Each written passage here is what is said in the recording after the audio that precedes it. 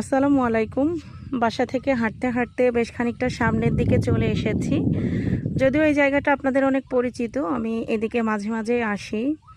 তো যেহেতু বিকেল হয়েছে ভাবলাম যে একটু হেঁটে আসি, কারণ বাড়িতে আসার পর থেকে এত পরিমাণে বৃষ্টি হচ্ছিল যে একটু হাঁটাহাঁটি করব সেরকম কোনো স্কোপ পাচ্ছিলাম না। তো আমি কিন্তু একা না, আমার সাথে এই যে রাইমা আছে।